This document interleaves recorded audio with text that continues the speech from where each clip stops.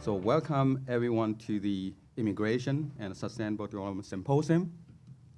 And first of all, let me take a couple minutes to go over the land acknowledgement, okay? We respectfully acknowledge the territory in which we gather as ancestry homelands of the Beersack and island of Newfoundland, as an ancestral homeland of Mi'kmaq and Beersack. We would also like to recognize the Inuit of Nunatsiavut and Nunatsiavut, and also Inuit of the Tashalan and their ancestors as original people of Labrador. We strive for respectful relationship with all people of this province as we search for collective healing and true reconciliation and honor this beautiful land together. Welcome to the Symposium on Immigration and Sustainable Development. I'm very pleased that many of us have joined us for what promised to be informative and productive day. Just a couple of housekeeping items before we start. So we have bathrooms available in the foyer on either side of the hallway you would have entered through this morning. We have live, actually, streaming today for today's session. So we'd like that during this Q&A session, and any time anyone speaking to the group, you'll give us time to get the mic so that you can be heard. And today is meant to be one part of conversation that has been taking place in our province and other provinces in the Atlantic region. Now we continue after we conclude our conversation at 4 o'clock this afternoon. So it's a hope that the panel discussions and conversations that take place during lunch break and breakout sessions will inform many of us, including the policymakers, businesses, and immigrant settlement agencies and other major stakeholders about important challenges we are facing in this province in terms of sector development and population growth and future prosperity of this province, and also the opportunities that our people can offer in the years to come. The panels and breakout sessions will inform a report that we will produce in the new year. And we also hope that you will leave here with your own ideas and do something in your own sphere. First of all, let me welcome you, our Minister of Advanced Education, Skilled Labor, Ms. Bernard Davis.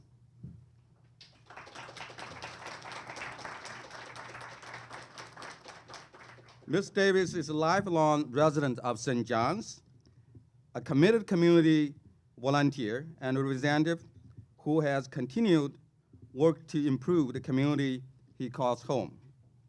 The minister is a graduate of this university, Memorial University Newfoundland, and holds a bachelor's commerce degree.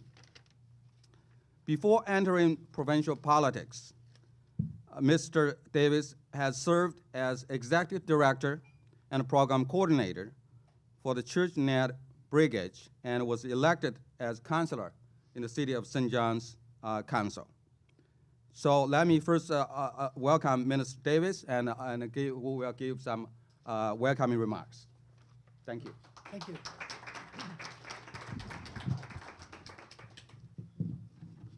First of all, I got to apologize for being a little bit late. I was just donating blood over across the street, and it doesn't come out as quick as you want it to sometimes, right? So, so thank you very much, Tony, for that great introduction. I jumped up a little early for that. I didn't expect there was going to be any biography read, so thank you for that. And it's very tough to follow Tony and the beautiful land acknowledgement that we do every time here at Memorial and in our City of St. John's. Most times I've been at the events, so great to see. It's a pleasure to join you here at Memorial University of Newfoundland and Labrador here today for the Immigration and Sustainable Development Conference.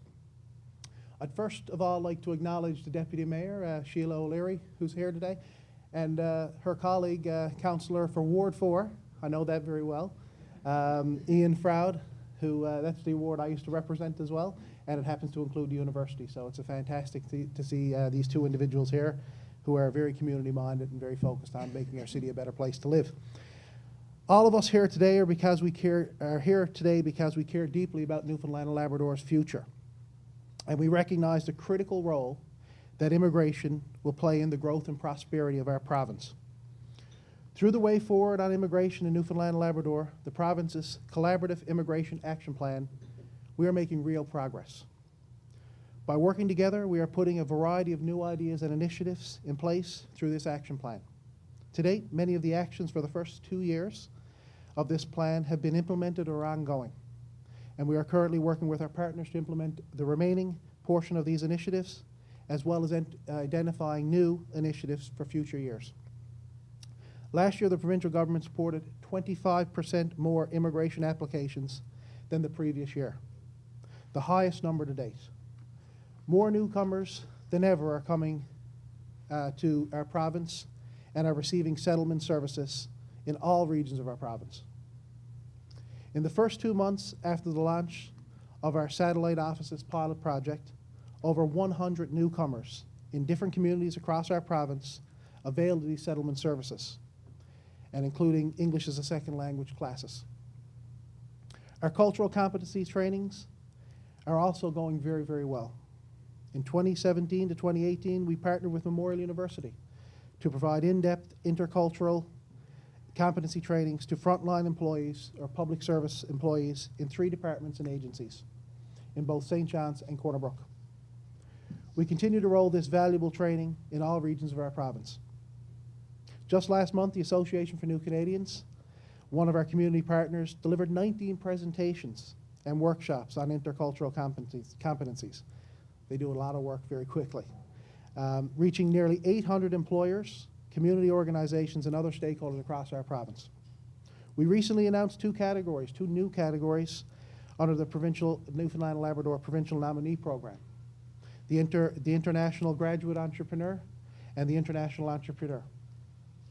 We are in the final stages, and I'll say stay tuned because it's going to be, these 2 categories are going to be announced very, very shortly.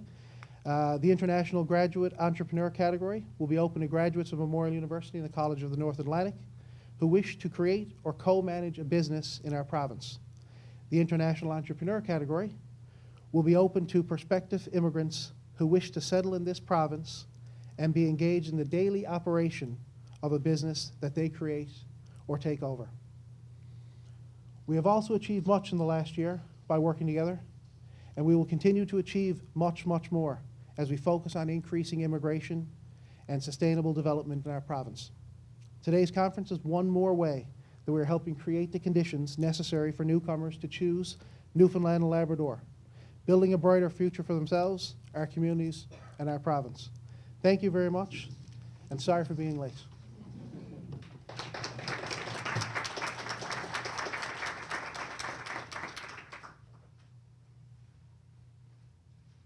Thank you very much, Mr. Davis, and for your welcoming remarks. And it's very encouraging to hear that many wonderful programs, including International Entrepreneurship Program, International Graduate Program, will be announced and implemented shortly. And so we have been looking forward to those initiatives for a long time. So, and we are very pleased to work with many stakeholders of our program, including the government and business groups and the settlement agency, including ANC and REAC and so on and so forth. And so let me turn to the mic to Dr. Amy Superman, who is the Associate Vice President and Dean of Graduate Studies. And let me give a little bit introduction to Dr. Superman.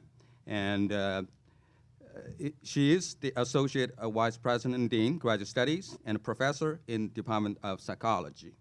She completed her BA in New York University and her MSc and PhD from Yale University.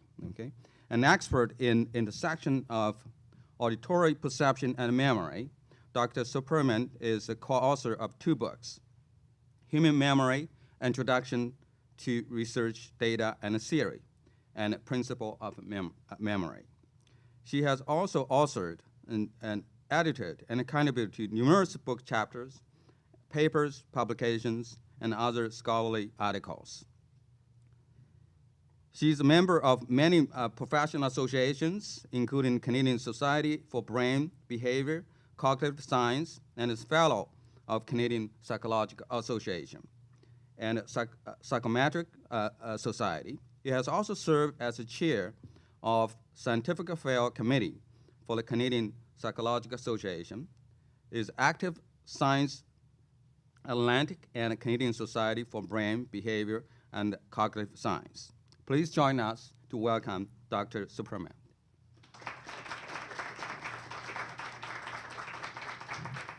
Thank you very much, Tony. Good morning, everyone. I'm delighted to welcome you to Memorial University and our St. John's campus. In particular, I'd like to acknowledge the Honourable Bernard Davis, our Minister of Advanced Education, Skills and Labor, and thank him very much for joining us today. It's a real pleasure to meet you. Memorial is tremendously proud to host today's conference as you discuss the challenges facing the agricultural, fishery, and renewable energy sectors throughout Atlantic Canada. I thank the many faculty, students, and staff who've helped to organize this session. I especially want to recognize Dr. Fang, who is the Stephen Jarislowsky Chair in Cultural and Economic Transformation in our Faculty of Humanities and Social Sciences. Your efforts are certainly appreciated. And I bump into him in the hallway all the time, so. As many of you know, immigration offers opportunities for sustainable development in a broad range of sectors and is critical to the growth strategy of the region.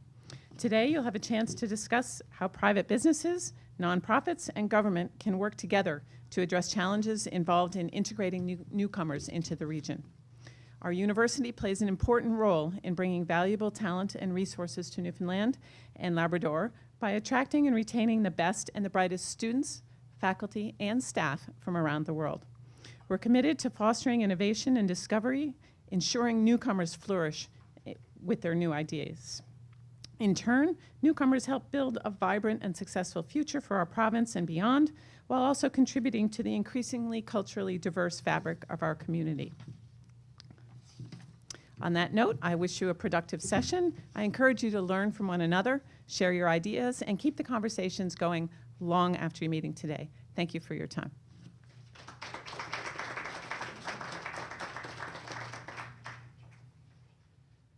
Thank you very much, Dr. Subramanian. And it's always nice to hear the recent development from the university, especially in terms of attraction, retention of international graduate students. I know the number is rising very quickly at Memorial, as I think more than 10% of student population. I'm not sure if I get it right. Maybe more. That's right. Overall population, that's against over 10%, but graduate is definitely higher. So it's very, very pleased to know that as well. So now I turn to the podium to Mr. Michael Clair, who is actually MC today, is moderator today for the conference.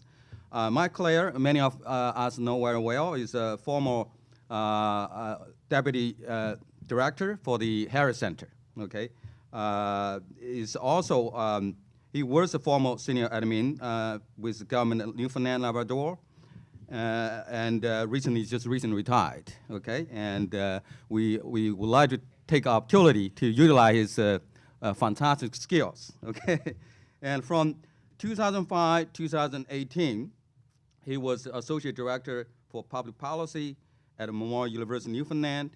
Leslie Harris Center for Regional Policy and Development.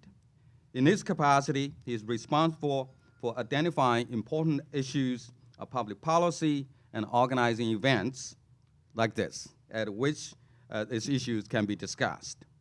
Prior to joining the Harris Center, Mike worked for 23 years with the government of Newfoundland and Labrador in both economic and social portfolios. During this time, he gained broad experience in tourism, marketing and development, in regional development, and arts and cultural heritage, as well as in-depth knowledge of nearly every part of the province. it drafted the province's first ever comprehensive tourism marketing plan, adventure tourism strategy, and tourism vision, was involved in the development of Newfoundland Museum, which eventually led to the creation of rooms, and initiated the process, which culminated in adoption of province's first ever culture policy. Mike pursued his undergrad studies at College Minnesota Royal and at Carleton University, and has an MBA degree from Memorial University.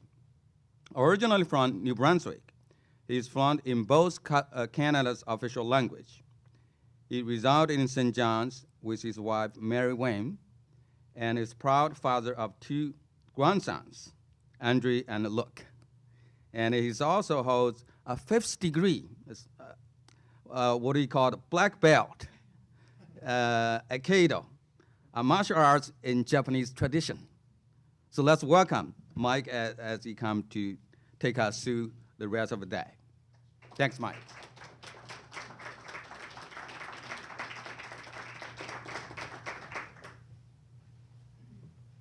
Thank you. Thank you very much, Tony, for that nice introduction and for inviting me to be here with you today. And Minister, thanks. Great to see you this morning. I understand you need to go, so please don't feel bad about having to. I know you got tons of other things to do at the Confederation Building. Thank you very much for being here. And it's great to see 2 elected officials from the City of St. John's here this morning, which is fantastic. It shows your commitment. I know being an elected representative cannot be an easy job, and for you to take the time to be here today is just amazing. So thank you very much for being here. This meeting should be held in rural Newfoundland, right? We're talking about rural, but it's difficult to organize a meeting and to get this caliber of individuals all in one room together in Gander or Bonavista or whatever. So let's keep in mind that while we are meeting in an urban area, we should create a mindset that we are really meeting in a rural area, because that's where we're really be talking about here this morning. The whole province is going through massive restructuring. We're feeling it here in St. John's, Corner Brook, Gander, et cetera, but I think it's being felt even more acutely in many rural communities. So let's keep that in mind as we're going through this morning. So my job here today is I am a slave to the schedule. I want to make sure that we achieve the objectives we've set for the day, both in terms of time and in terms of what we want to accomplish. And what we want to accomplish is to come up with some recommendations that we would send up the line to whatever authority is appropriate. These are our best thoughts for addressing particular issues that we feel in rural Newfoundland. We'll do this in 2 ways. Well, first of all, this session here this morning is dedicated to immigration and sustainable development. And we've broken that down into 2 areas. One is immigration and rural development, and then it's immigration and training and skills training. For each of these sessions, we're going to start with a presentation, and then we're going to go into a discussion session. And it's in the discussion session that we're going to be harvesting your brains, if I can put it that way. You're going to discuss at the table level some questions that will give you just to prod your thinking, but we want your best suggestions for sustaining rural communities. It's a very complicated issue, as we all know, but you guys are used to complex thinking. But let's see what comes out of this room here today that we can then send to the provincial government, the federal government, municipal governments, et cetera, to help resolve some of the issues that we have here. So you've all been assigned to a table, because we want to make sure that it's not everybody from the same group sitting in the same place, so we'll have different perspectives being reflected at the table. There has been a facilitator assigned to each table to make sure that the discussion keeps on track and on time. There's a note taker at each table to make sure that we capture all of your thinking. All of the notes will then be compiled at the end, and a final report will be done by Tony and his team. And then I guess it'll be circulated to everybody around this table as well, Tony. We don't have time for a reporting back from each table to the plenary. And so no need to assign a rapporteur at each table, but we do want to gather all of the information through the note takers.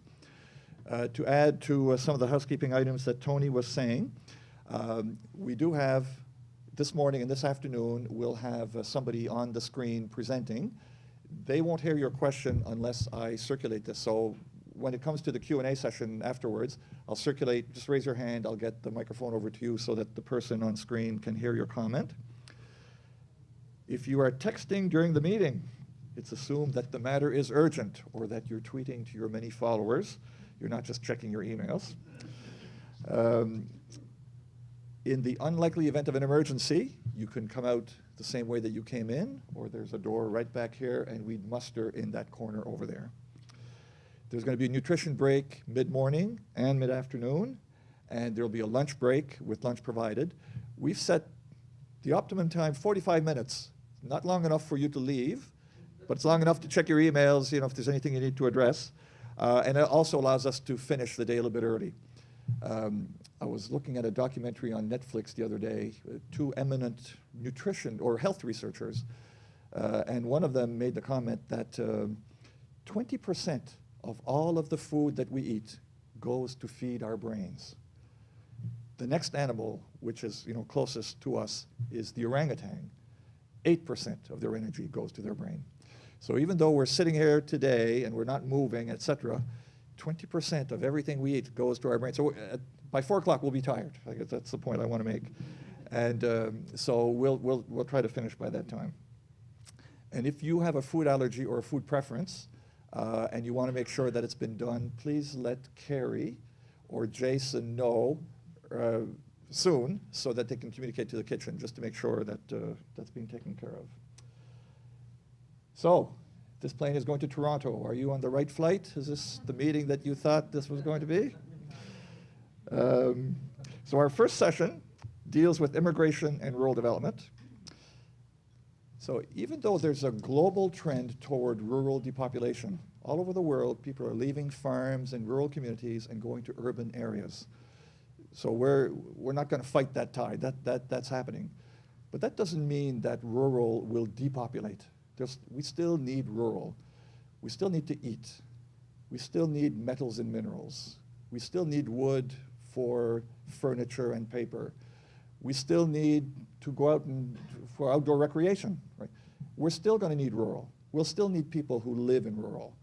And so let's not forget that. So even though that these places are suffering, what can we do to make sure that they are not just sustaining themselves, but they're thriving? So we're going to turn to our panelists. We had 4 panelists scheduled. Unfortunately, one of them had to back out due to other commitments. John Norman, the mayor of Bonavista. So Dr. Gregory Cameron, whom you see on the screen. And Gregory, can you hear me? Yes, can you hear me? Yes, we can. Thank you.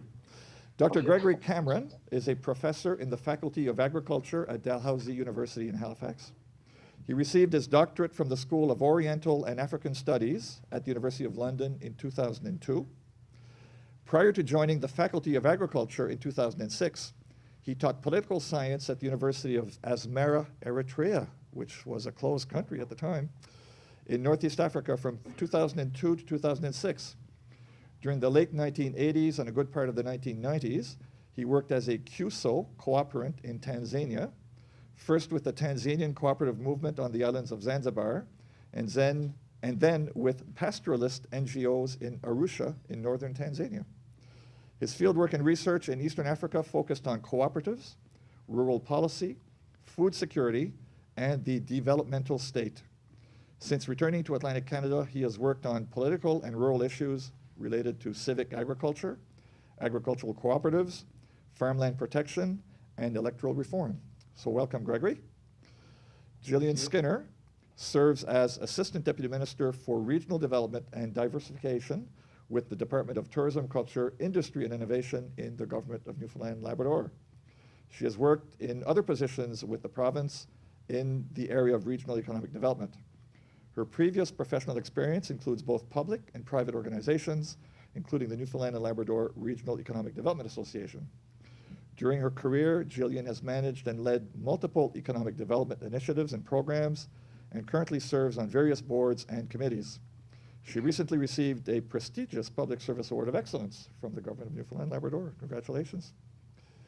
Dr. Ivan Emke is an honorary research professor who recently retired from Memorial University. Born and raised in rural Bruce County in Ontario, Ivan grew up in an extended farming family. He has spent a lot of time focusing on rural communities in Canada and elsewhere. His research interests include community media, the modern funeral industry. Anybody who's dying to get into that industry, talk to him. And all things food.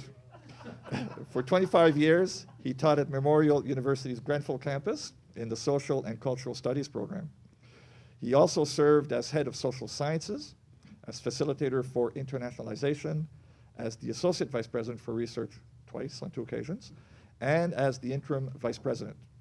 In his retirement, Ivan maintains a busy schedule of research trips, conference presentations, committee meetings, radio productions, and interviews.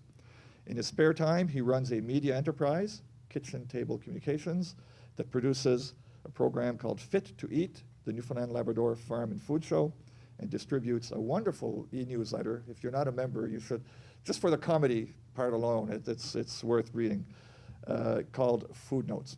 So each of our presenters is going to speak for, I understand, about 15 minutes. I'll try to keep time as best I can. When they are all finished, we'll have a Q&A session, and as I said, I'll circulate the microphone at that time.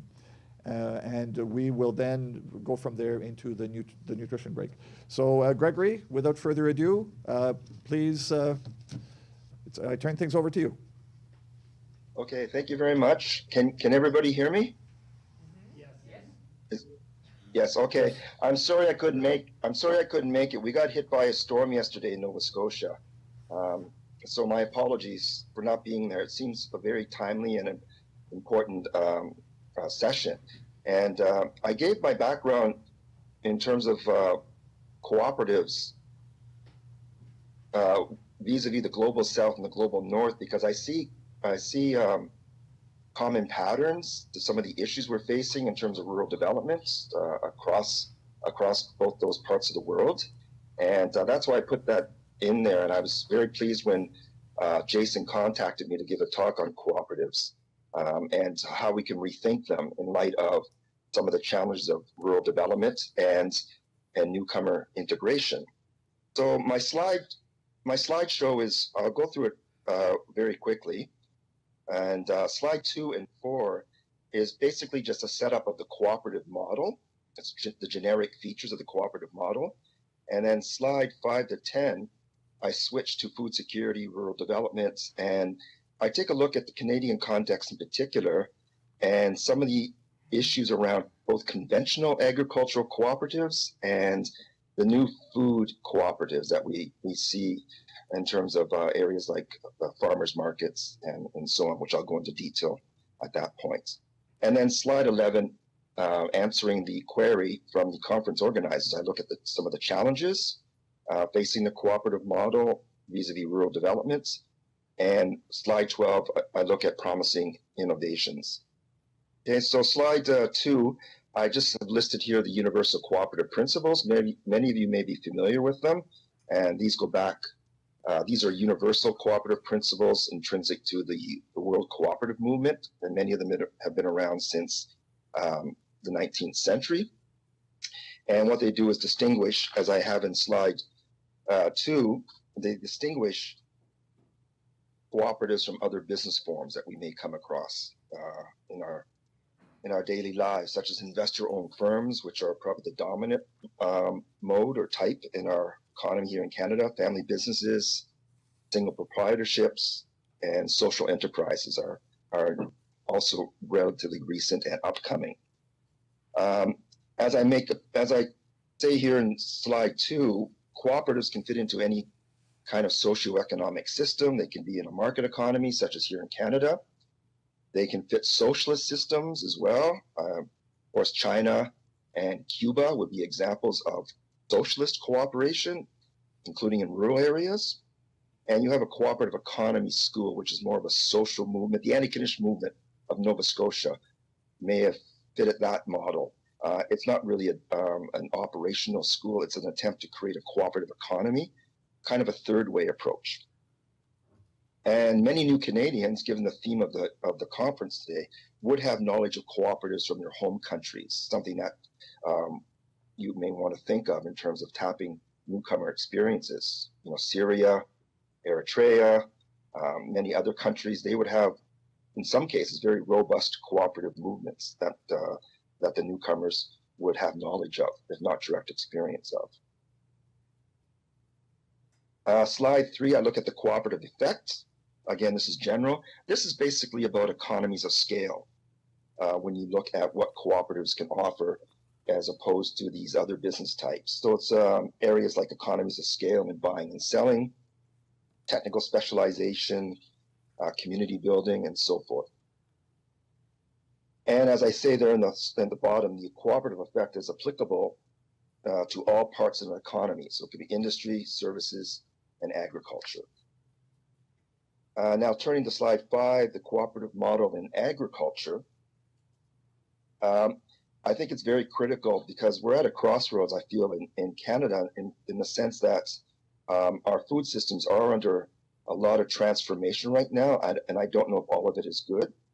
Some of the census farm data I pulled and put into the slide, we see a 5.9% decline in census farms. The last StatsCan survey in 2011, and I pulled the data from Newfoundland and Labrador, and there's a 20.2 decline in census farms in your province. And it goes right across the board of all provinces. The cooperative effect in agriculture, in terms of thinking about how to reground the model, again, these are generic features of the possible cooperative effect in agriculture.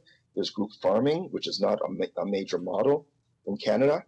You find that more in socialist systems, such as in Cuba.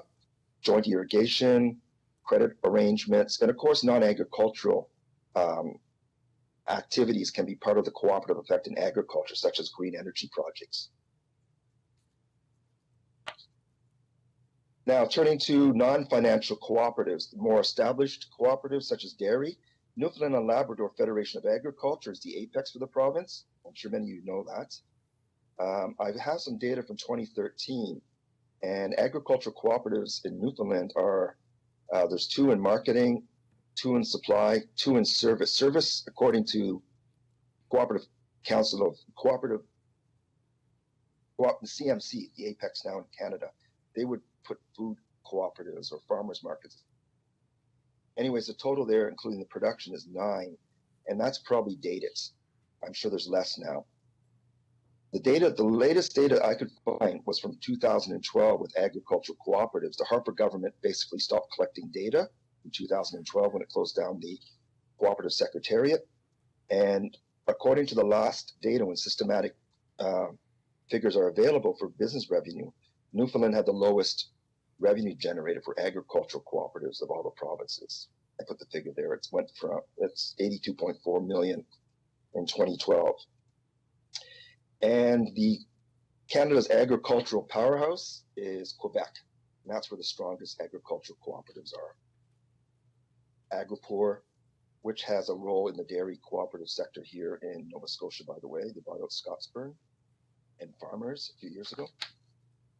The next slide I'm looking at here is called The New Cooperativism by Marcelo Vieta coined this term, and this is basically referring to the new cooperatives we see around farmers markets, community-supported agriculture, and some of its characteristics refer to low-input agriculture, non-traditional roles in gender and farming, food as a right, and so on.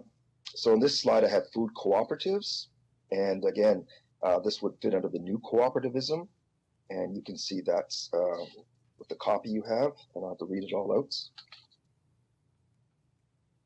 Food cooperatives. Now, some of these are multi-stakeholder and may involve both community members and producers. So that's a new facet of cooperatives, where both the consumer and the producer or the owners may actually be members. And they seem to support new entrant program for youth, the New Canadians. I mentioned Fogo Island as a new or food cooperative from some research we did a few years ago. And related institutional forms would be community-supported agriculture, farmers markets, and community land trusts. We have a few of those here in Nova Scotia. All right, turning to the challenges now. Well, there are many. For the conventional cooperatives, there's the number, revenue, and registration seems to be stalled. I cite the demise of the Co-op Atlantic, based in Moncton here in the Atlantic region. Dairy cooperatives remain financially viable, but they are under, as we know from recent news events, they're under a lot of pressure from free trade interests that want to pry open the market. New cooperatives remain localized in both number and business volume. And Vieta pointed this out. There's often two solitudes between the conventional cooperatives and the food cooperatives. They don't really speak to each other, or there's not a lot of economic cooperation, I would say, between them. And the main, probably this is the key challenge, I would think, is the cooperative lens around food security and community sustainability is lacking even among cooperative organizations at the national and provincial levels, as well as urban-based food security organizations such as Food Secure Canada, and also farmers organizations. There's not a clear strategic cooperative lens focus around community sustainability and food. Promising innovations that may be emerging. There's the calls for a legislatively backed food national food strategy in Canada. National Farmers Union will be one of those calling for that. Food cooperatives seem to have a lot of critical support. There is organizational innovation ongoing, as I mentioned, with the new cooperativism. And there's a growing consensus at the macro level about the vulnerabilities of increasing exports and increasing imports vis-a-vis our food systems. And the vulnerabilities associated with rising protectionism, which we see in the world today, geopolitical hotspots. What comes to mind there is Northeast Asia, recent year or two. Of course, climate change, the impact on our domestic food systems. I was involved with a project on farmland protection in Canada. We're losing a lot of our best farmland for urban development. That has impacts on our domestic food systems. And of course, the moral question of the impacts of export model, the status of countries. So that's basically my presentation. Thank you.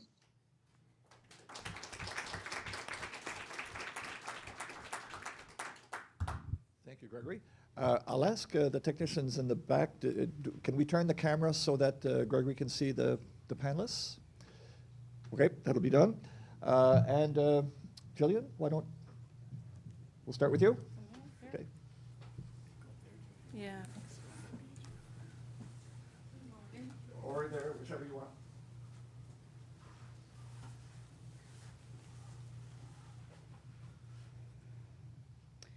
Well, thanks to Dr. Wang and Fang and Jason and Carrie for inviting me today. When Jason and I had a chat about today's session, I thought rural development, pretty big topic, immigration and sustainable development. And I actually get a chance to focus the presentation on an area of my choice, because to talk about rural development and all the challenges and opportunities is a pretty big discussion. So I'm just going to, basically today I'm going to talk about some high-level government policy and direction that many of you would be aware of, but then I'm going to talk about some key innovation and economic development initiatives that we've been working on that I think will benefit the discussion and the questions that you're going to talk about at the table. So I put this up here just to give a perspective when talking about economic development, and that's our particular, my particular role and touch point is around regional economic development. And I won't go through this, and this is not an exhaustive list, but in an ideal world, all of these things when we're talking about regional economies and sector development and There's probably thousands of lines that should be crisscrossing here when we're talking about labor force development, education and training, when we're talking about business development, startup community, innovation, and what supports are needed, and then how these things connect to our priorities for telecommunications and transportation. Just this week in Southern Labrador, we announced cell service in 6 communities in Southern Labrador. That's a huge impact in that region, and looking at how all of these things work together is a constant peeling back the layers and constantly making connections. So from an economic development perspective, the province, as you know, released the way forward in terms of a vision for Newfoundland and Labrador, which highlights various components around economic and social development. In particular, there was an approach of a whole of government approach around with respect to a Cabinet Committee on Jobs that has focused on sector plans that have engaged a collaborative approach with government, industry, and academia. And so far, there has been multiple plans released, and Ivan would have participated, I think, in the agriculture plan. So there's an agriculture sector plan, aquaculture, there's a technology plan, mining, oil and gas. There's currently one being developed in forestry, as well as the community sector. So what's happening is all of these plans, though, are connected. And there's engagement across government and with our partners. The College of the North Atlantic, Memorial University, they participate in all of these processes, and other key partners. So what we're seeing is when we look at the immigration, the way forward on immigration, as Minister Davis mentioned this morning, there's multiple touch points between the province's immigration plan and those sector plans that you see. So you will see the priorities and what we've presented in the immigration plan also reflected in each sector, and what industry is saying, and how we need to focus some of our policy actions and engagement, not just government, but collectively. What does industry have to do, what does community have to do, and what does academia have to do? So I am going to touch on a couple of key initiatives that, from our department's perspective, with respect to innovation and economic development. I actually have, within my portfolio, I work with all the regional development offices, so all of our field offices. Many of you that work in rural Newfoundland and Labrador would work with our economic development officers.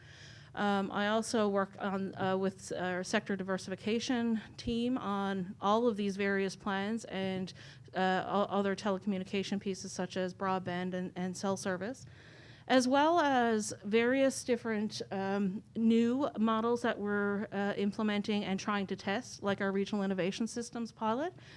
And as many of you may know, in the last year or so, taking responsibility for research and development. So I'm going to just touch on a few of those things, and then hopefully can help inform some of the discussion where we see opportunities for engaging newcomers in some of these processes.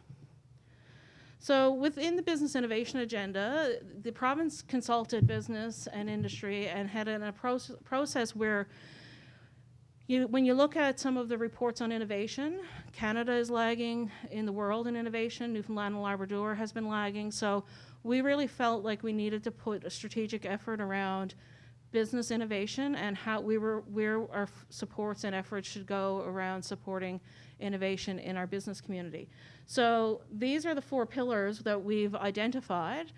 Product development, commercialization, obviously, productivity, growth and internationalization, workforce skills and talent. And as Minister Davis mentioned this morning, the 2 new categories for the nominee program around the international graduate entrepreneur and the international entrepreneur are critical. We heard quite a bit during our consultation around the fact that there are so many graduate students at Memorial University, international graduate students, that are doing work and research in highly technical fields that are then, and we're starting to see it, that are moving into the startup world and looking at starting companies.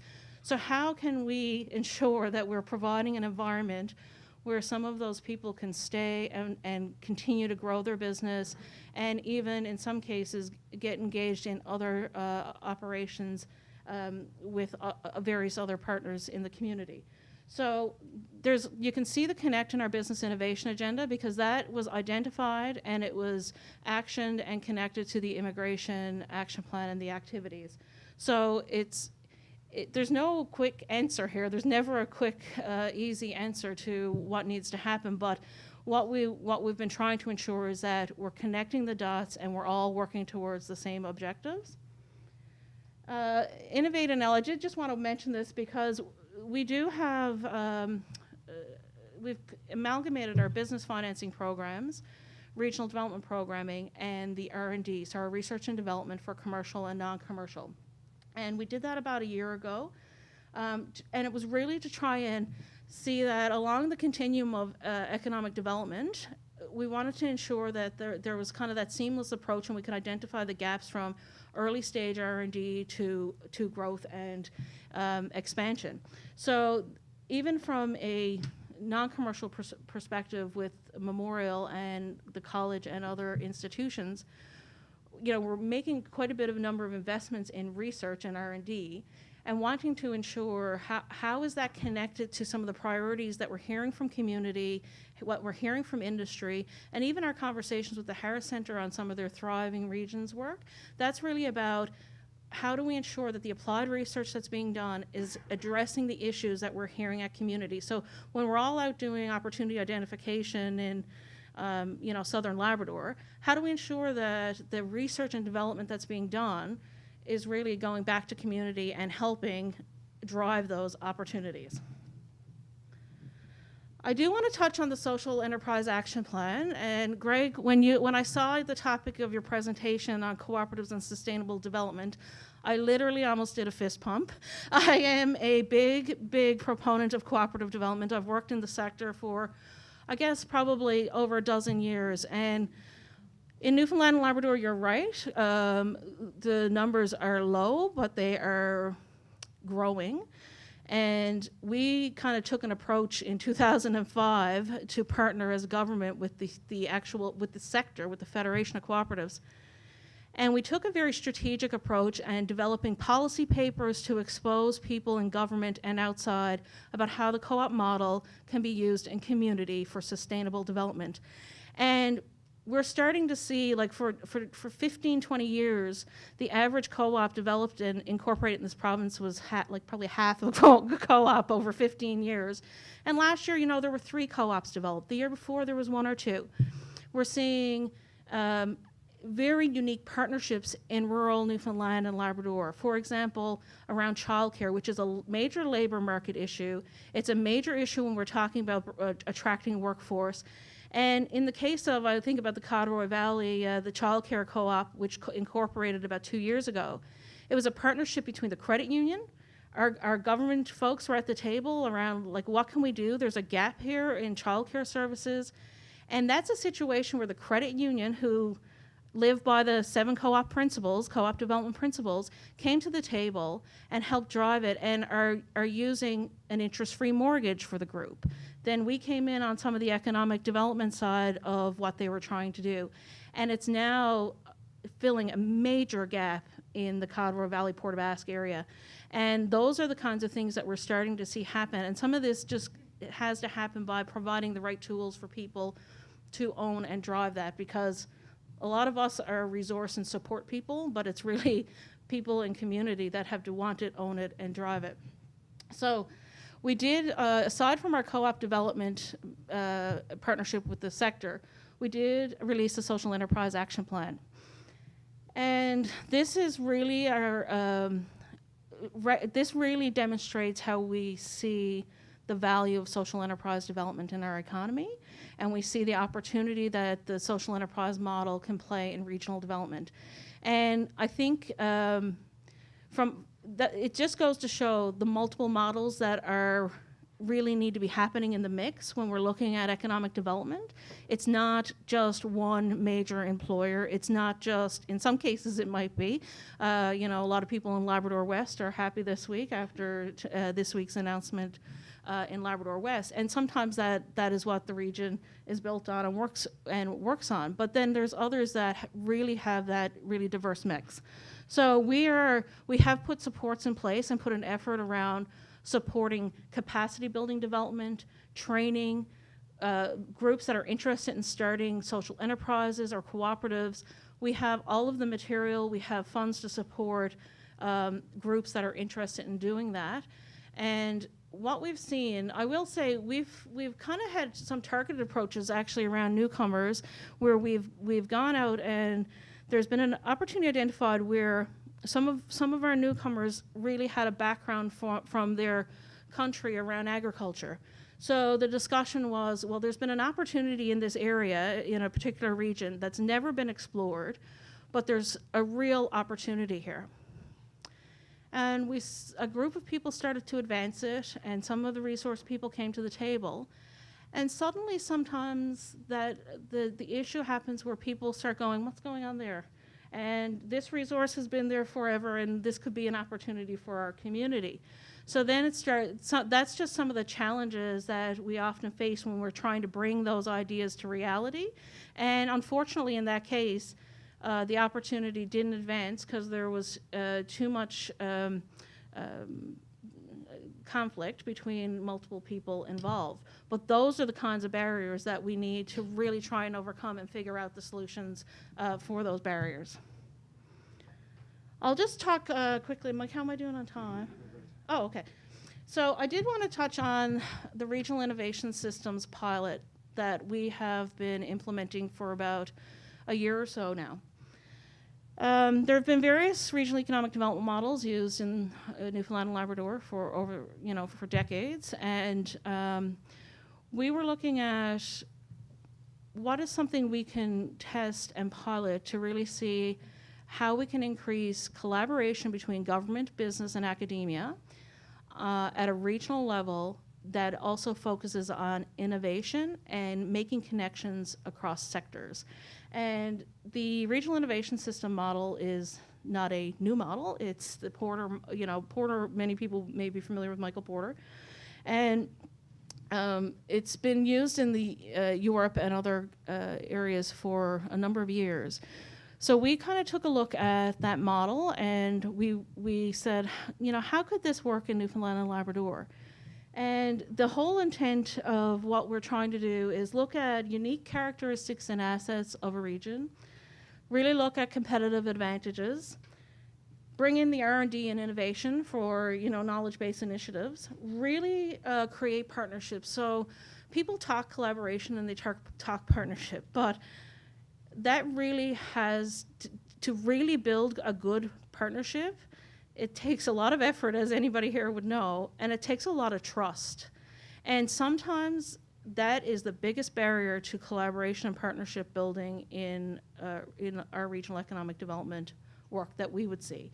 And but what we're seeing here, and I'll touch on a couple of the pilots and what we're seeing, but I think the idea of collaborating and needing to collaborate and be open to diversity, people are really showing that is where they are thinking, that is where they're ready to head, and many people are already in that space. So we kind of said, why RIS when we were looking at the model, why Regional Innovation Systems? And we actually looked at Europe and why they kind of looked at the model. And originally it was asking questions, why are we behind the US, so far behind the US in competitiveness?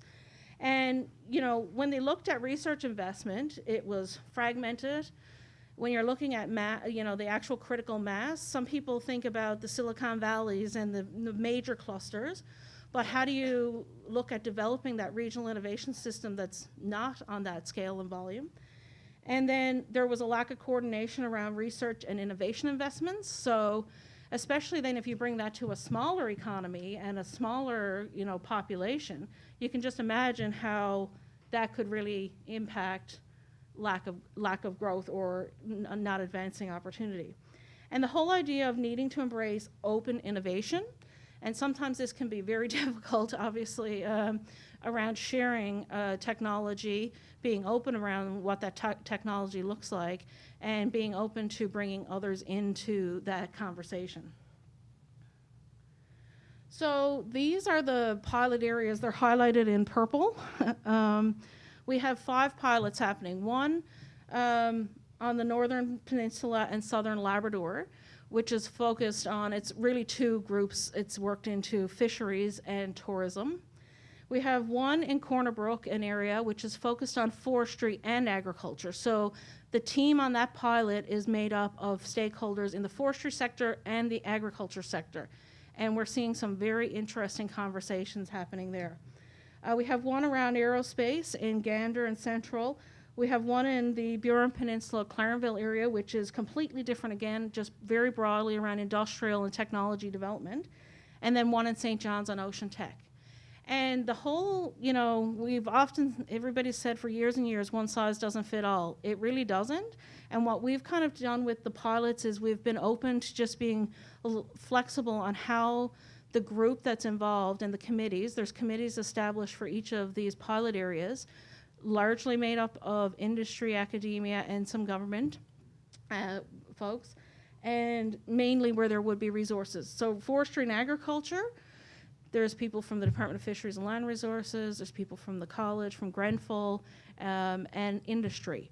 And what we're seeing is, and what they're saying is, they've always had the ideas in the agri-food sector and the forestry, and some are really coming together where there are shared opportunity, where there's opportunity for tech transfer, technology adoption, and really saying, you know, if we had a cooperative approach, and even in some cases establishing a cooperative around a particular need, that it's beneficial for both industries.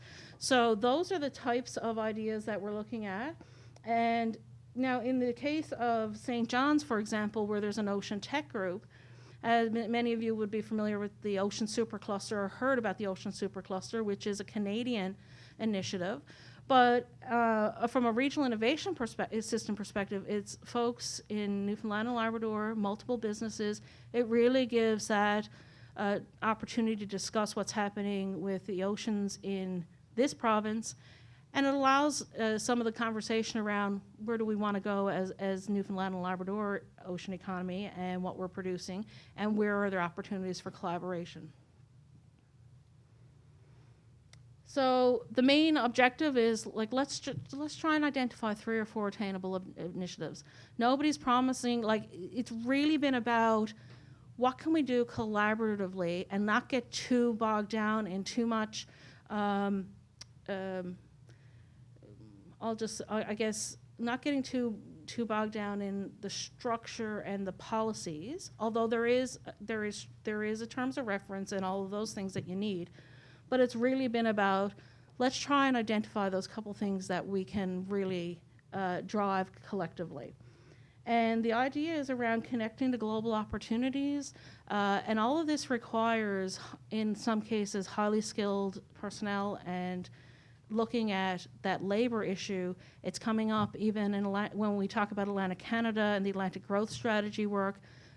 Everybody's talking about the need for skilled labor, where there are gaps, and how are we going to address it. The idea that we're using here is really around place-based approach to support sustainability, and it really is about entrepreneurial thinking. Where are the ideas? Like in some cases, there's people sitting on these committees that are just entrepreneurial in nature. They just have that mindset. They're not with a particular organization. They're not with a particular company. We just kind of said, you know what? We're very familiar with you in the community. You have that entrepreneurial mindset. Can you come be part of this process? And I touched already on the forestry and agriculture, and really that's been about building on collaboration with the amazing capabilities at Grenfell and other institutions, and making connections with other academic institutions as well. The ocean tech, I already touched on some of these, but the whole idea of building on, we have amazing facilities in this province, and how do we build on those, and what can we do more collaboratively to identify opportunities? The current status is 81 steering committee members involved in all of these. There's 35 businesses. That says a lot. It really says a lot. Trying to get businesses to the table in regional economic development processes can sometimes be very challenging.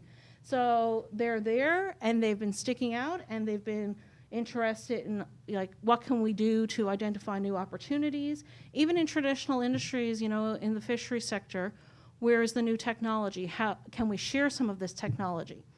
And people are asking questions, they're staying engaged, and they have a genuine interest to see it through what they're talking about here. And at the end of the day, if we can get some really interesting innovation and sharing of best practices in some of the industries at a regional level, then we've achieved our objective. Thank you.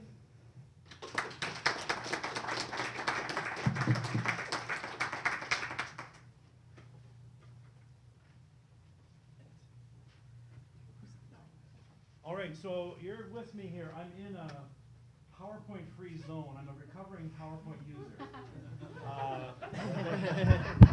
I decided that I wasn't really using them anymore anyways, and I was just putting all these quirky pictures on. So I decided I have to become a more engaging speaker, and the camera guy is looking a bit bored, so I got to move around a little bit just to make him do that. We're all a bundle. Our identity is a bundle of different interests. And when I'm at this event, like last night and today, I'm thinking, like, am I here as an agriculture person? Am I here as a person interested in immigration? Am I here as a person interested in economic development? Who am I? Like, if I were to ask you which is your master or mistress identity of all of those, it might be hard to put your hand up at one of those, maybe. And then there's all the other pieces of identity. So when I'm talking, there's these touchstones. I'm interested in those three things. I'm interested in economic development in rural communities, because you cities, you know, you're not going to survive without us. And I'm also interested, as Mike so clearly pointed out, I thought he was a real dig. Anyway, raises taxes, you know, that's what it's right, yeah. And the second thing on immigration, and I think that's a really crucial part of all the history of Canada and the history of Newfoundland and Labrador, and we're in a new phase of that right now too. And of course, in terms of agriculture, which is what I think is the only thing that's going to save rural Newfoundland at this point. But that's just a minor point here that I'm making, and no one would take offense to that, I'm sure. So those are the three touchstones. But what I was asked to do, and I'm so very sure to follow directions, is what are the core challenges around, especially kind of agriculture, immigration, rural development, and what are the promising innovations? And so I made up a list of each one of those, and that's sort of what I'm going to talk about, I think. And it's so easy sometimes just to talk about the challenges because they come to mind quickly, and sometimes we're surrounded by a culture that is very critical and easy to find distinction. And people who you almost agree entirely with, you find a reason for, well, they're not quite doing it the way I would do it, or something like that. It's a disease, you know? So I could easily start with the challenges, or I could start, would you rather have the opportunities, or should I go back and forth? Is your brain evolved to a point where you can deal with that? Because we're eating, 20% and just have another cookie. But I think I'm going to do that. So these are kind of a little bit random, but these are relevant, I think. The first one is, who owns rural development? Now that could be a whole conference. Who owns regional and rural development? And for a quarter century, I spent a lot of time in rural Newfoundland and working at Grenfell campus, sometimes representing the university, sometimes apologizing for the university for what it had said previously. The university has a really proud history and run extension. Now we're starting to realize that was a good idea, but it went through about 20 years of dissing. The issue of who owns rural development, I think, is really crucial in those. How are the groups identified? Is it a community thing? Is it a government thing? Is it a university thing? Is it an NGO thing? Is it internal capacity in communities? Is that what we're really trying to build? Or are we external people, including myself as a university guy, coming to a community saying, here's some best practices? Oh my God, that puts people to sleep. I'm not kidding. It puts me to sleep. Give me a couple of stories, yes, that would work. But I find that the way in which I have been socialized as an academic to talk to communities is not very good. It took me a long time to kind of wipe that, and I'm not sure if I really got it. Another thing is that there's very little regional government in Newfoundland and Labrador. Yay or nay? Like, is that a good thing or is that a bad thing? We don't have a county system. We have some regions that are starting to work together a little bit better. We have the municipalities, Newfoundland, Labrador, and so on. But I think there is a particular effect of having a provincial government being so involved in every little detail of local service districts or whatever. I think there is a lack of difference between those. And I think sometimes, this isn't a secret, but we have an MHA for every issue out there because they look after their communities, and that's their job. And if you're an MHA, you'll see that's my job. But it means that there's a lot of tinkering, and regulations get set in agriculture, for example, but they get changed because somebody gets a special exemption because there's provincial interaction at that very level. So I think the fact that we have less regional government is probably, in my mind, is a disadvantage for us in many ways. It should be an advantage. It should mean we're agile, right? Adept. And maybe sometimes we are, but I don't think it's really worked so much to our advantage. The other thing, and there's a need for, since municipalities are really kind of the only regional government we've got, there's a need for them to see their mission as being promoting food security. Now, I would, acknowledge, I was just talking about how, City of St. John's is working on their policy around that. There's a couple of, I would say, there's a handful of cities. I'm holding up 5 fingers saying handful of municipalities that are doing some really cool things around agriculture. Kippen's kind of had a bit of a burp there, didn't it? But it sort of came around kind of after a very reassuring number of people came forward and said that farm was there before you were there, and it's got to stay there anyway. But I think that's one of the levers that's, I say this as probably a challenge, but it's probably an opportunity too, is that if municipalities start to see the fact that food security is in their interest and preserving agricultural land is in their interest, then that's great. Although agri-foods people tell me constantly of the phone calls they get from municipalities who say, I don't want no cows over there, and stuff like that. There's more. See, the thing is that the relationship between farmers and eaters is sort of breaking down often, and they don't know each other as there's no relationship there. And that's really important to know a farmer. And so farming smells a little bit sometimes. But since there's no relationship, it's very easy to try to, well, they'll do that somewhere else, not in my backyard. So municipalities, land. So we have this new process in agricultural land. We're trying to open up 64,000 hectares of land. I don't know if you know that. If you don't, then all of the advertising that we've done on it has been for naught. But I don't know if you've seen any of this land that we're trying to open up. But some of it is swampy. Yeah, it's got a few trees on it. No, there's no roads. Yeah, okay, fair enough. But it's free, basically, $4 a hectare per year. But the problem is that if I want to be a young farmer, if I want to go into farming, am I going to buy land in New Brunswick or other parts or northern Ontario for $2,000, $3,000 an acre, and I get a crop the first year? Or am I going to spend 4 years liming, draining, cutting trees? And how am I going to live for 4 years? Okay, they say it takes a year or two. I haven't seen any farmer who's ever had productive land out of some of that in 2 years. So it might be free land, but it's just not working. And the other thing is that you have it's not yours. So if I go to a bank and say, I want X number of hundreds of thousands of dollars to set up, they'll say, well, what's your collateral? Well, I've got a lease on this land. Sorry, what's your collateral? So that, and my understanding is there is no appetite to actually rethink that. But the real problem with that is that people who got in before that policy was put in place own their land. And when that policy was about to be put in place, can you imagine the number of people who went to their MHAs and say, I've been farming on this for a while, I want to have title to this before that law changes, and I can't get title to it. So we have an imperfect system. Some people are saying, you can't put a house where your farm is. Go anywhere in the world. Do farmers live in town and have their farms out of town? Sometimes, but really not out of choice. You try to live where you work, right, when you're a farmer, because it's a 24-hour-a-day job. So it's an inequitable system of land tenure that we have. If it was all equitable, if it was all the same, that would be a different matter.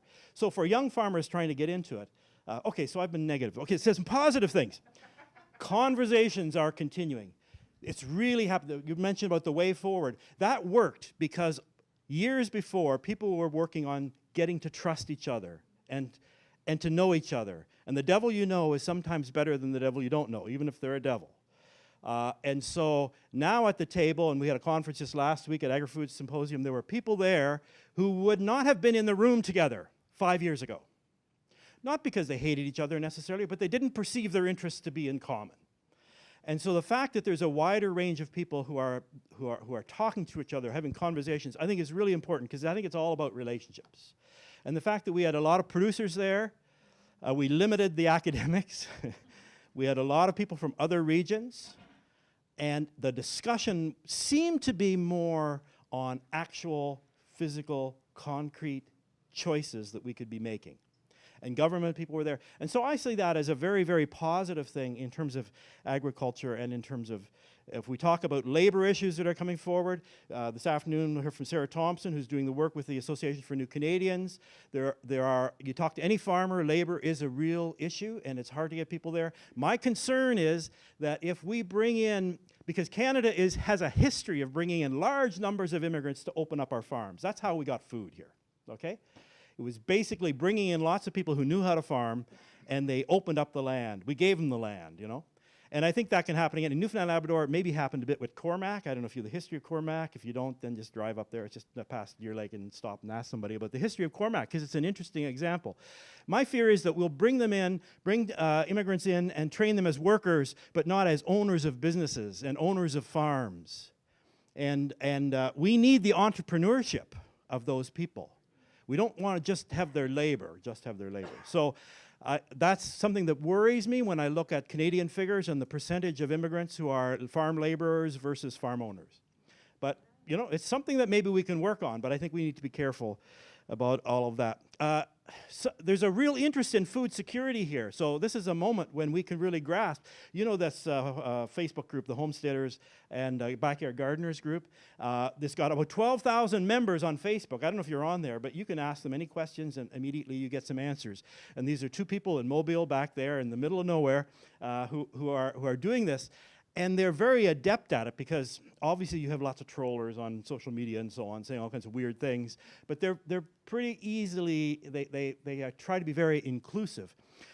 Now when I talk to people who are trying to get young farmers, and sometimes I say, do you know about this Facebook group of almost 12,000 people who are interested in food security, who are growing things in their backyards, and they're making sauerkraut, and they're doing all kinds of other things? They say, oh, interesting, and they write it down. I'm thinking, like, that's the group you should be going to. You should be targeting some possibilities, because it's every carrot that's grown is part of the whole project. Every hive that's put up is part of the whole project. Don't look to some big corporation to come in here and build a big farm and do it all for us. Don't bring in AgroPure or whoever else, nothing against them, but that's not how we're going to build a culture around rural. That's not how we build an agriculture. We need individuals doing that, ramping up slowly. Which brings me to capital. I'm way off my notes now, but it brings me to how do you, which is what I love, because if I had a PowerPoint, I'd have to stick to it, right? Because this is stream of consciousness, this is the way we think. This is the way we make decisions, alas. How are you going to get money? We have a big program called the Canadian Agricultural Partnership, which there's millions of dollars that goes into that. But there are certain people who can't qualify for that. If I want to start up a small farm, and I need maybe $5,000, $10,000, microloan, they would say. They'd say, no, I'm sorry. Do you want to build a dairy barn or something like that, you know, for $3 million? But it's a bit facetious maybe, but I've talked to many young farmers who can't get access to that money because their ideas are too small. And you have this thing about, you know, go big or go home or whatever, which I think is an unfortunate phrase, because go big or go broke, really. Like a lot of people go big too soon, and that's a problem. That's why we have 90% of businesses that fail, and so on and so forth.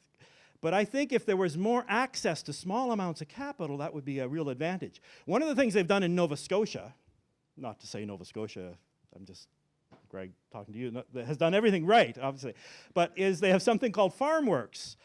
So this is Community Development Investment Fund. We have a few of them in this province, and so I can invest in a film and get a tax relief on that. It's like I'm putting it into an RRSP or whatever. and get some money back. But I can't invest in a field of carrots. Like, what's with that? We have no community development investment fund for agriculture. We could so easily set it up, and I've heard rumors that various groups, including the old Rural Secretariat, remember them, the provincial group, and other groups, had it ready to go. So it's a small amount of money for the government to do, because they basically, if I take $5,000 in a year and I give it to this community development investment fund for agriculture, I get to write that off my tax that year. It's like I put it into an RRSP.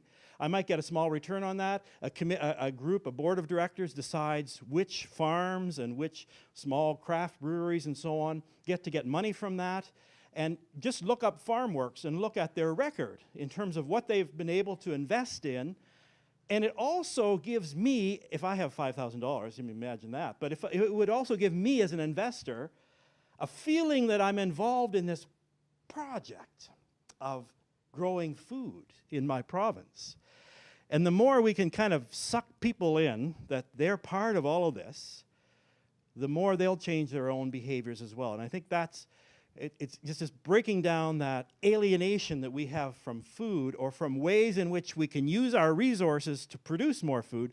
Like right now, how can I support a farmer other than if they have a farm gate sales, I can buy something from them, but there's really no other way that I can do that. Anything else I want to say? Well, how am I doing for time there, Mr. Timekeeper? I'd say 3 minutes. Holy cow, 3 minutes. I got 2 pages left to do. Do you want positives or negatives here, or challenges? Your positives. Okay. Yeah.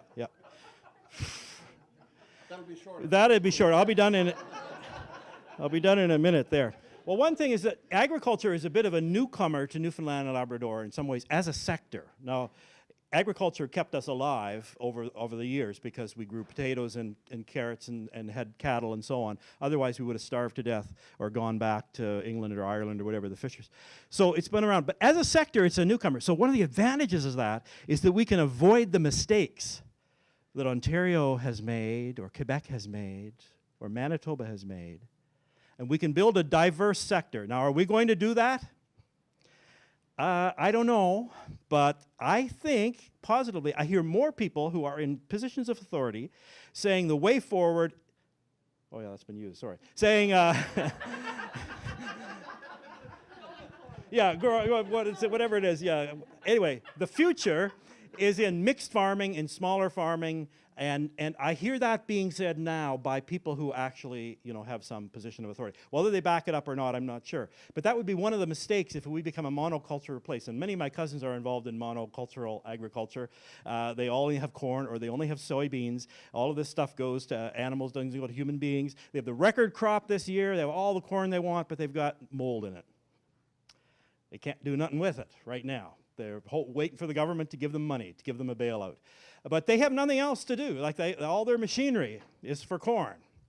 And all their infrastructure is for corn. You can't use it for anything else. So anyway, there's a possibility that I think we can build something a little bit better. The other thing is that change can happen. Like change is amazing. And I said last night that, the first supermarkets in North America were in 1946. 2 generations later, some people don't know the food comes from anywhere else but a supermarket. That's just 2 generations. That change can happen quickly. And we're seeing here farmers markets growing. So the St. John's Farmers Market, the Clarenville Farmers Market, there's one in Corner Brook, there's some there's a whole bunch of them. I missed them. Yeah. Goose Bay, you're right, yeah.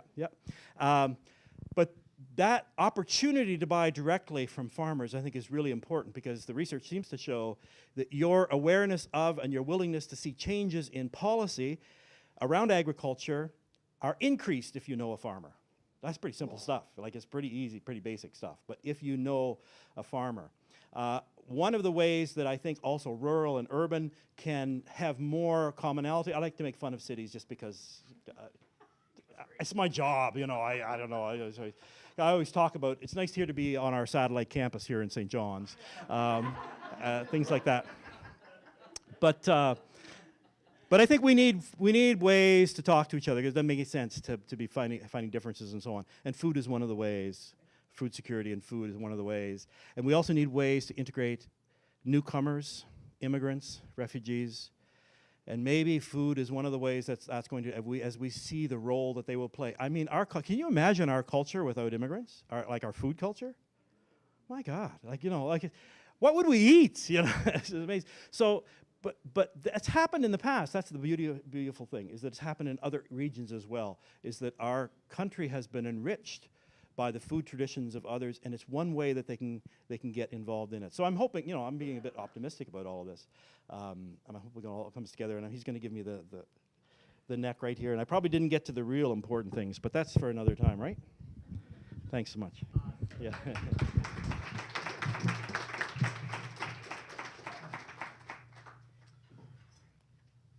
Three fantastic presentations. Well, two anyway. I'm not sure about the third one. In the absence of a PowerPoint, I can't tell if it was good or not. Now's the time for Q&A, and we've got about a half hour for it, which is great. We'll have lots of great discussion. I'll just make two very quick comments at the beginning. One is the idea of cooperatives. I think cooperatives are a fantastic model because there are so few entrepreneurs in any society, right? There's, I don't know, maybe 2-3% of people are entrepreneurs. By that I mean somebody's prepared to put his credit card on the line or her credit card on the line to pay the salaries of the staff for the next month. Or somebody who's prepared to work 18 hours a day, you know, to make sure the business goes. Not everybody wants to do that. A cooperative lets you share the risks of a business and lets you pool your resources together. So it's a fantastic model for managing any kind of business, especially in rural areas where the population is kind of small. The other point that Julian made is in terms of having academia help out with regional development. One way to look at an academic researcher is somebody who just sees the world differently than most people. And I remember that when I was at the Harris Center, we took a bunch of people from Memorial to the Labrador Straits area. And a geologist looks out the window of the bus and he says, oh, there's rubies up in that hill, which if you were a local person, you might never have known in the world, right?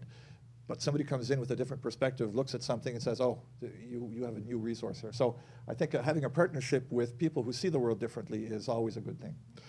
So now it's your turn to ask questions or make comments to our three presenters so that everybody can hear, and plus we're recording this for posterity. Please raise your hand. I'll get the microphone over to you so that we can record. Tony? Sorry to abuse my power as a host. So it's a question for Gregory and also for Julian. And I noticed the co-ops are really conducive for economy skill, community building, and also technology spillover and so on and so forth.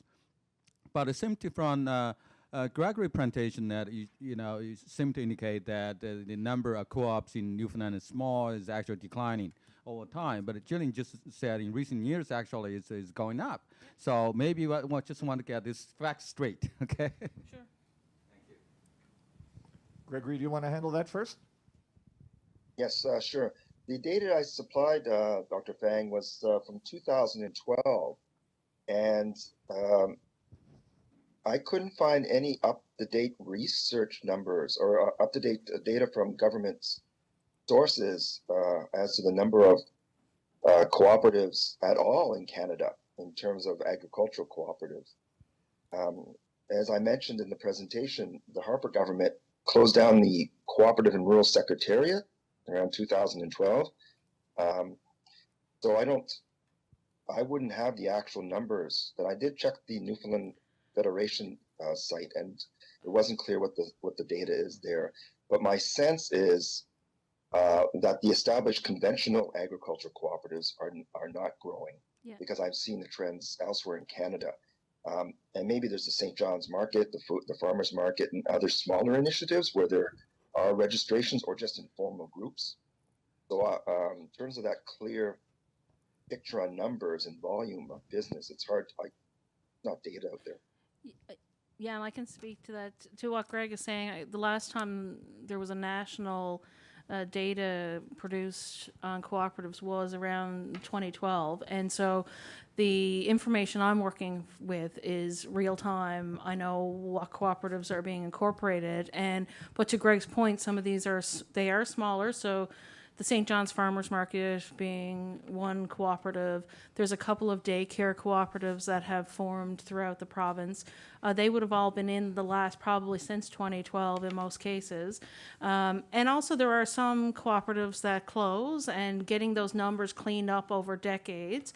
I mean, it runs around 90 cooperatives in Newfoundland and Labrador. And I guess the idea that we're looking at is, when you look at cooperatives, when cooperatives close, they're on the front page of the newspaper. Businesses close every day that people don't know about. But when a cooperative closes, it's on the front page. So you're constantly battling the myth of what the value of the model is. But in the last couple of years, there's new startups, but they're not major. Like if you look in the agriculture sector, I hope that with the new agriculture plan that Ivan referenced as well, that the province and industry has developed, I hope that through the ideas that have come forward in that, we will see a bigger, some bigger opportunities and collaboration. But I have found it particularly challenging in the agriculture sector in Newfoundland and Labrador. We've put in, I go back to, you know, vegetable strategies on cooperatives and partnering for cold storage. I mean, the list is long, and at the end of the day, in my observation, it has generally been the industry that has not really come to the table to advance, and government and other resource people can't make that happen. I don't know, Ivan, if you have a thought on that. Yeah, the issue around cold storage is a serious issue. If you want to get into providing it to stores, you have to have continual supply, because we don't any longer eat seasonally as a culture, unfortunately. So we want pomegranates all year round. There were a lot of developments in the West Coast 20 years ago and more, where they tried to have communally owned co-op storage, cold storage.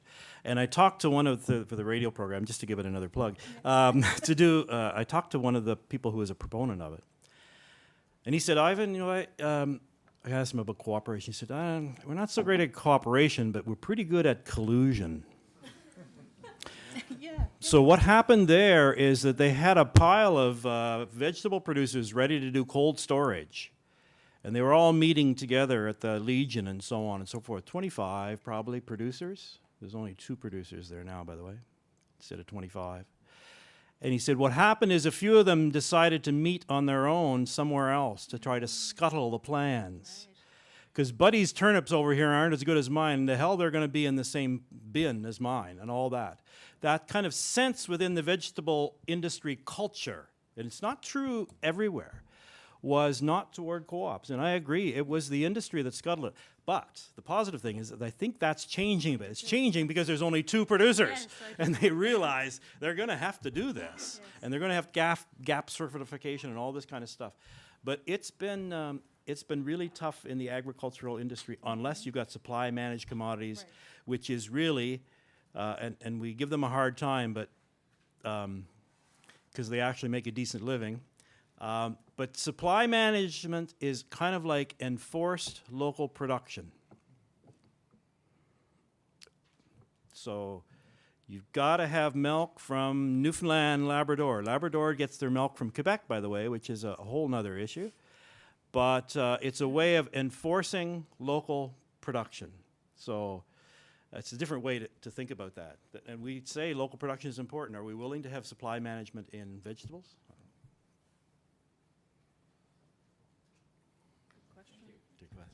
So I'm like an auctioneer here. If you go scratch your nose, I'm going to think that you're going to be asking a question. So you've got to be very careful what you do.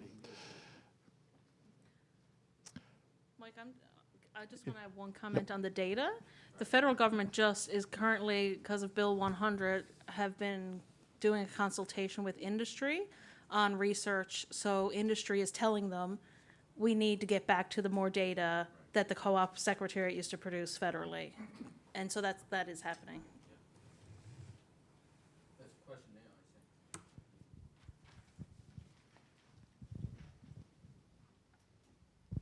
I'll ask a question.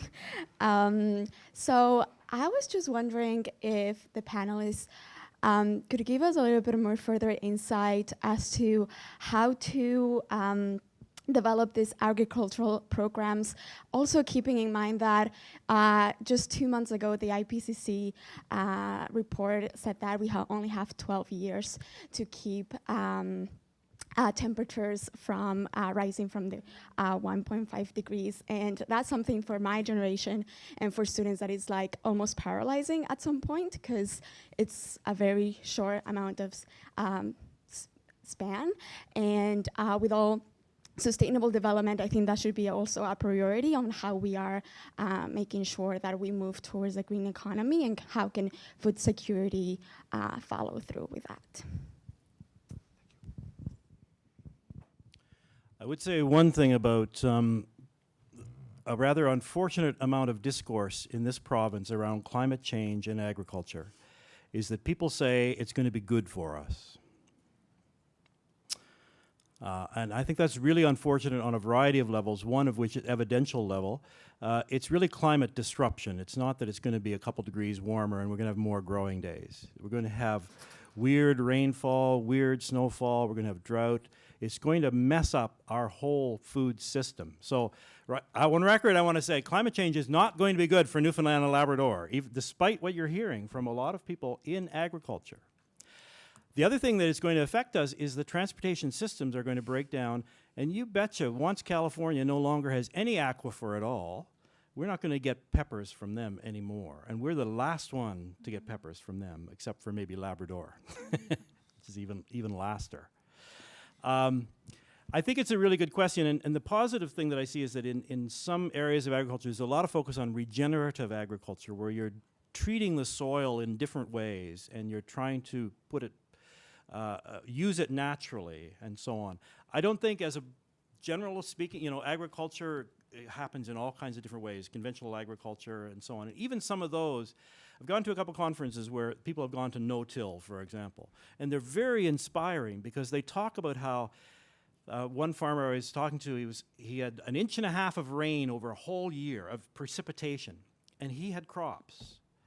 And his farmers around him had no crops because they were tilling everything. See, land does not want to see the sun. You really shouldn't have it exposed to the sun. So you always have cover crops, you're intercropping and kinds of stuff.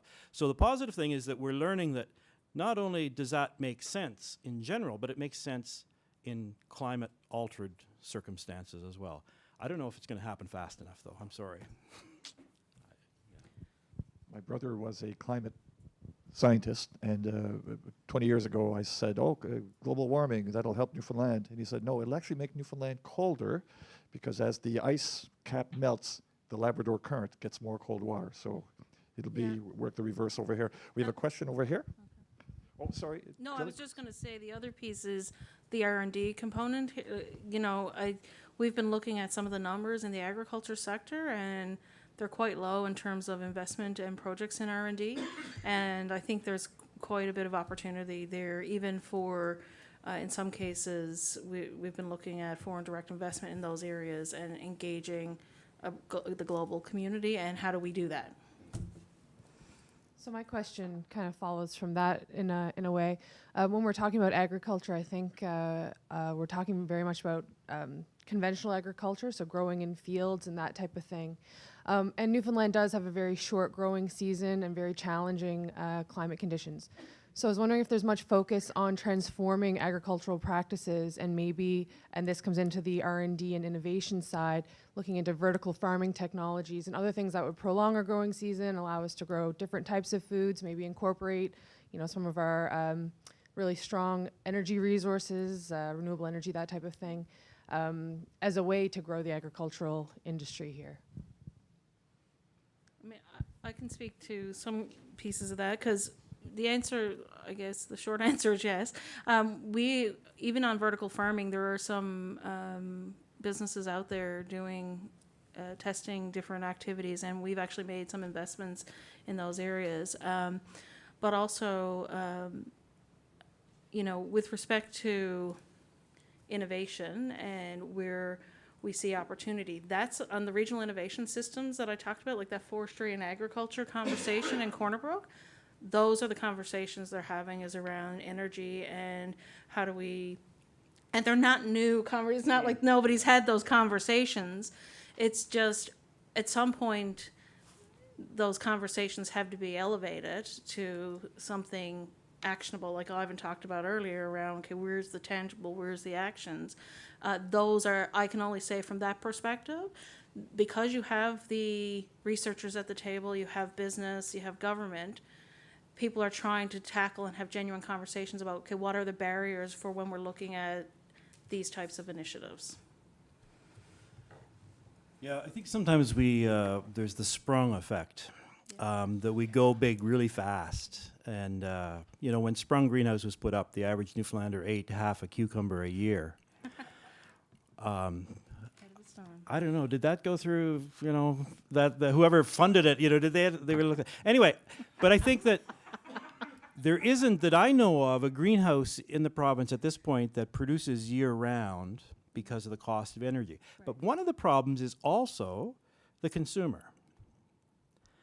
We have a cheap food policy in Canada, and it's been good to some extent, but it's been not so good in other extent. Our expectation of the cost of food is out of whack with what the cost of producing the food is.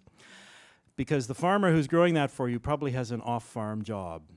I don't know, when I go to a lawyer, do I expect that lawyer has also got an off-legal office job so he or she can fund the stuff that they're doing for me? It doesn't happen in other sectors. So our expectation of the cost of food means that it's very hard to grow food in unconventional seasons, I suppose. But I think it's the individual who does some season extension and ends up having kale until December, January, or starts things in. So I think it's those smaller experiments, and that's when I was whining about, you know, you just have to have these big projects to get funded. I think the backyard stuff that can happen in Labrador or in the Northern Peninsula, where individuals are putting up $4,000 or $5,000 season extension hoop houses and so on, are showing that's the way forward. You inch forward, and eventually maybe you'll get to year-round production on that. Yeah, and I think the community business development corporations today are in their semi-annual meeting in Corner Brook, and the focus, they are lending, and they lend at a smaller level, right? Their smaller projects tend to be, their focus of the session today is agriculture, and it's the first time that it's been the focus of conversation, like targeted conversation for them, but they looked at where the trends were and the opportunities, and they're saying, we need to educate the CBDCs about investing in agriculture, and sometimes those are smaller projects. They're not the big industry, major $1 million investments. So that's positive. And you've got a farmer's market here that's open year-round, okay? So if I'm an entrepreneur, I'm thinking, you know, in January, I'd like to have something to sell there, and it gives you a market. So sometimes it's a chicken and egg thing. If you don't have a market, if you don't have access to the public, it's really hard to then do that and then go to a Coleman's or whatever and say, will you buy my stuff? And I think the more we build that infrastructure where we expect, then there's some spaces for farmers. Greg, do you want to weigh in on the climate change or the changing agricultural technique questions? Yes, I'd just like to add, in terms of local food production in Newfoundland and Labrador, you can also think of it in terms of a bioregional area, in terms of what Atlantic Canada can produce. And then it becomes less unsurmountable to think about localizing food systems in the region as opposed to just one province. And in my research with the cooperative councils, I found there was very little interchange around this issue between Nova Scotia, PEI, New Brunswick, and Newfoundland and Labrador. They were all, insofar as they even addressed food production, food security, were working in institutional silos. And to remark earlier on the younger person who mentioned about climate change, I think as a political science person, what's really critical is to think about a new role for government, because I do believe there is too much of a deregulated open market system that doesn't even take into account these externalities of importing food from abroad. And Ivan mentioned supply management. I would fully agree it should be expanded. But again, that would require renewed public policies and a new way of thinking about how to relocalize or localize parts of the economy. And I would just go beyond agriculture and include other sectors of the economy as well. And that's. Hi, thank you. Thank you all very much for all the information. I'm a longtime fan of cooperatives. I grew as an artist out of a cooperative, and certainly, so I have a few things that I'd like to say. Certainly, my colleague here, Councillor Froud, is a farmer. He's a small farmer. And I think that is actually the direction, obviously, that we need to be looking at. And I think if I could speak from the City of St. John's, I know it's not really our time here to speak about the City of St. John's, but we as a community of neighborhoods, right? So let's look at it as that. The success, certainly, of the community market, the farmers market now, of course, this experiment now is in full swing and it's proceeding. We want to look at how we can create similar kind of structures in a smaller form, certainly in neighborhoods throughout the entire city. And I love the concept of meet the farmer. I have to say, Ivan, that to me, this whole demystifying where our food comes from, it's true. My mother grew up on a farm, and that was her whole experience. And my experience as a townie was completely different.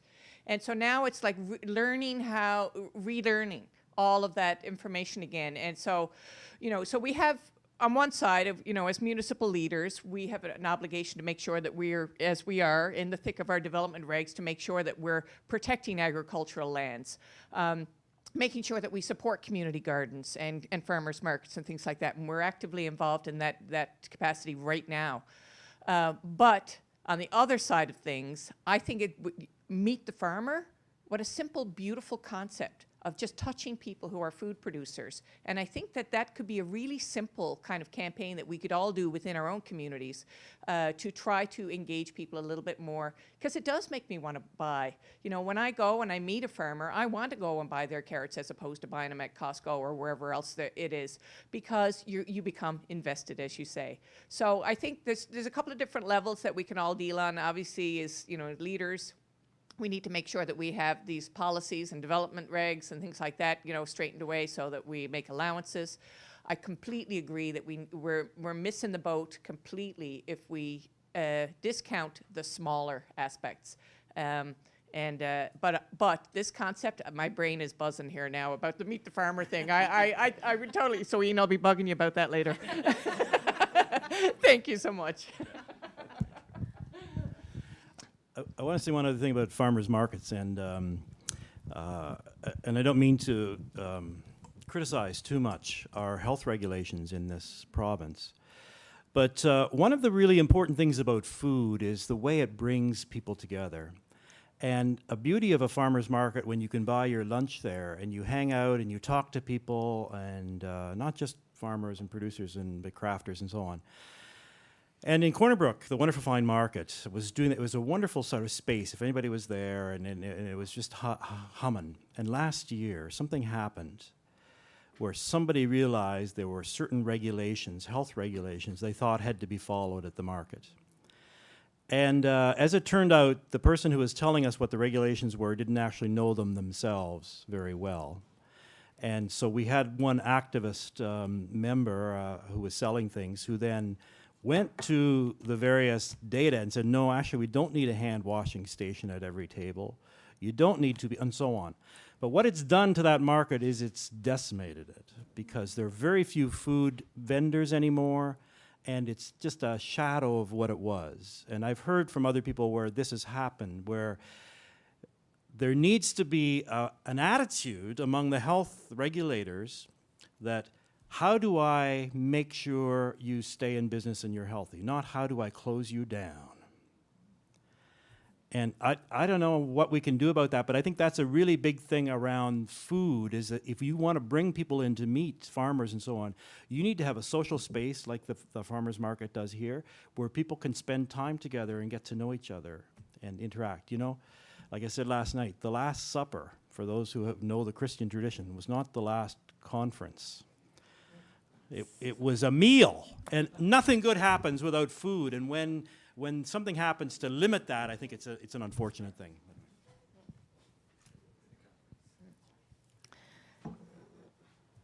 Greg, do you want to weigh in on this?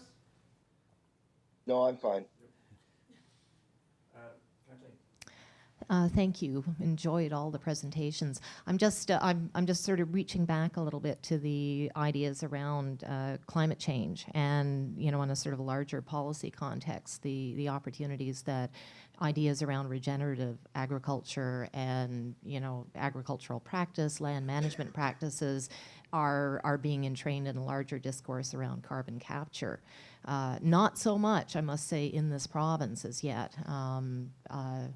I've been following for a number of years the activities of the Global Landscapes Forum, which is a side event to the COP that happens every year around this time. In fact, it's actually just happening right now in Bonn. And I've attended this event on a number of occasions, and it really is geared towards foresters, agricultural practice peeps, land use planners, and the climate change community, very much vested within that Sustainable Development Goals structure of the UN, big EU participation, big participation from Africa and the US. But they are really sort of pushing that vocabulary, that area of response, and I'm really.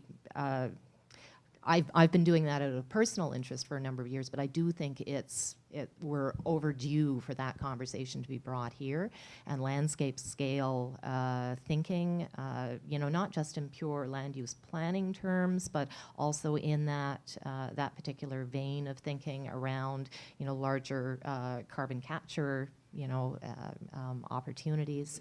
I do think there's a basis for us to be broadening this policy discourse. Also speaking, of course, putting on my municipalities, Newfoundland and Labrador hat, we lack a regional governance circumstance in this province. The zone boards were probably the closest things we had. Most recently, this has been an area of advocacy for MNL for a number of years. Province is finally moving in that direction, but this is one of those places where that order of magnitude is what we need to be able to host that conversation. So, I'm not sure if there's perhaps an opportunity right now as we move towards regional governance arrangements to be looking at, some of these sorts of regional scale conversations, in that vein, perhaps even as a way to sort of facilitate and, move us into that space where some of the value of those regional structures can become apparent to everybody.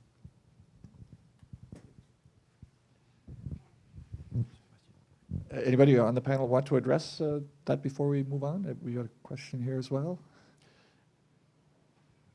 No? Okay. One of the beauties of life is that there are many unspoken comments, and one of the things in agriculture is what's the effect on the climate of opening up 64,000 hectares of land? What's the effect of cutting those trees, of draining those swamps?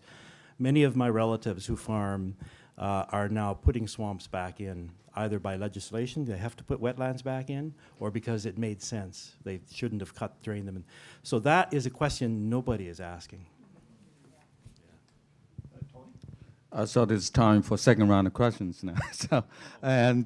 So I'm, speaking of the role of newcomers in sector development.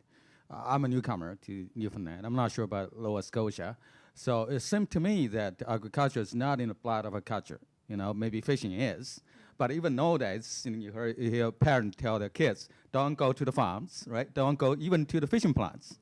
So the issue here is the culture, as Alvin knows, is very hard to change. It takes a long time to change.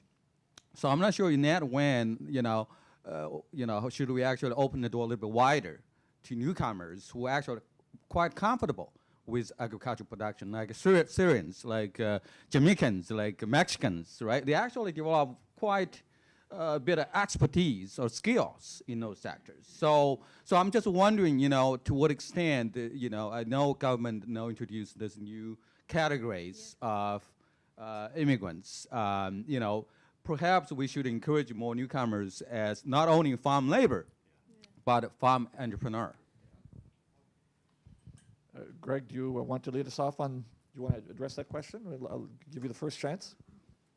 Well, I think I agree with all the recent interventions. They're very, very well put. Dr. Fang's point, I would say there would have to be, I would agree with that as well, and there would have to be an institutional accommodation like the Cooperative Council, for instance, in partnership with other branches of government, as second presentation highlighted. That would have to be almost thought through rather than just having newcomers come in and seeing how they fare in terms of what kind of career paths they eventually take. So I would agree that there should be it should be more institutionalized along those lines. Actually, my comment is related to what Dr. Fang had said. The need to make the agricultural sector more accessible to newcomers. And it needs to be institutionalized because many people are coming from climates and soil conditions that are different from the ones in Newfoundland.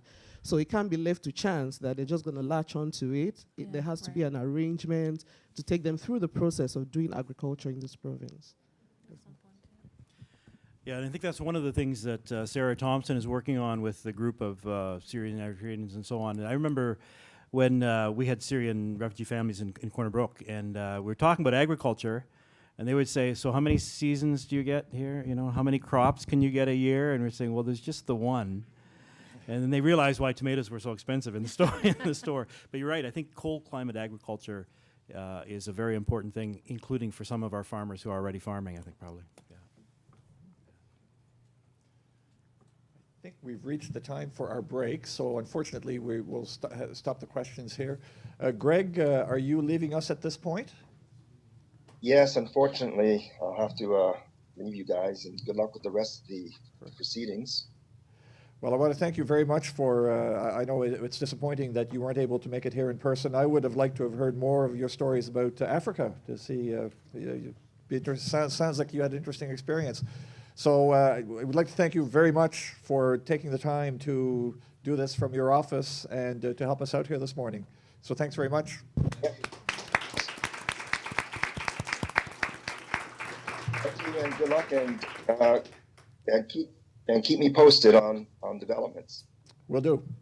We'll send you our first crop that's coming out of this. So we'll go for a nutrition break. It's 15 minutes. So at 11:15, I will ask you all to come back in, and we'll have our discussion session at that point. So let's go for a break. Thank you to our panelists, by the way.